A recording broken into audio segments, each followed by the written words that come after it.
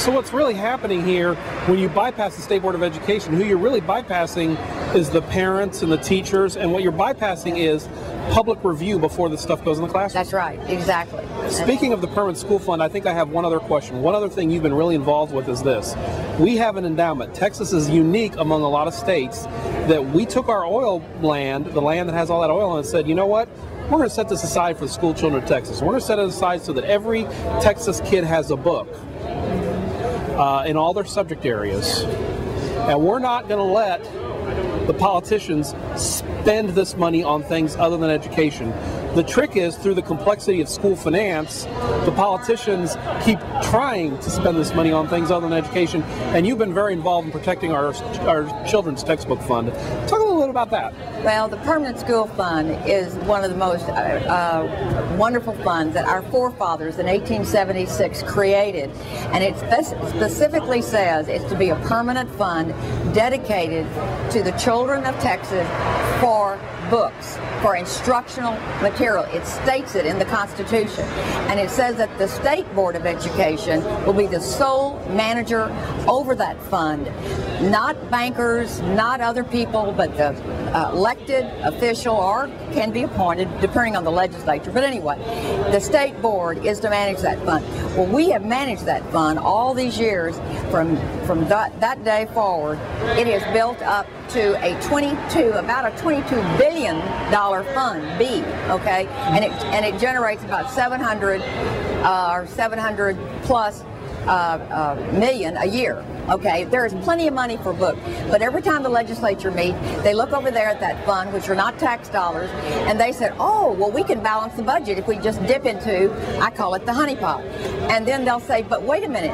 We say, wait a minute, we're the firewall. You can't do that. It belongs to the kids. And they go, well, so what? We need that money to balance the budget. And we said, yeah, but our forefathers said that it has to go to pay for books and for instructional material. Oh my goodness, well, we'll just sort of move you all out of the way. And that's been every 2 years that we get into this adversarial role, if you will, with the legislature, because it's our constitutional responsibility to protect that fund in perpetuity. And all they see it is as a piece of money, a pot of money that they can dip into, okay, that are not tax dollars. And I've run through a lot of my main questions. Is there anything else you'd like to add, or you'd like the public to know about what y'all do on the State Board of Education, or what's going on at the State Board of Education that maybe I neglected to ask you? Well, I want everybody to know that we've got our reading books coming out, and we have the best, strongest, phonics-based reading program and textbook, bar none, in the United States. And they're supposed to hit the schools this next year. And so we're very proud of that. I'm a reading specialist for kids with dyslexia, and that's the other thing. I have literally fought for those kids who fall through the cracks. And I was very proud that I was influential in getting the first dyslexia law passed in our state and our nation. And that is happening in our 1,200 school districts, and I'm very proud that these kids are being helped.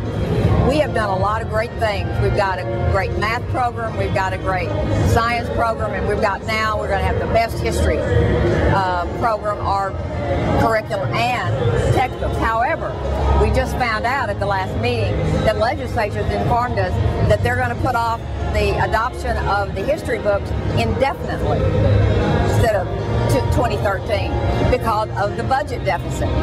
So that's another issue that'll be coming up.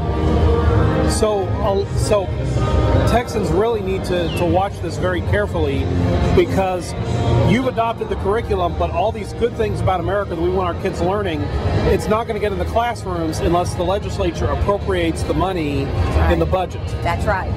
Yeah. And even though there's a dedicated fund that they can tap into, they don't even need to use tax dollars for it. Right. They still have to appropriate the money. That's right. And I would just ask the people of Texas to challenge their legislators and ask them and hold their feet to the fire about making sure our kids get their books. Well, thank you for stopping by and talking with us.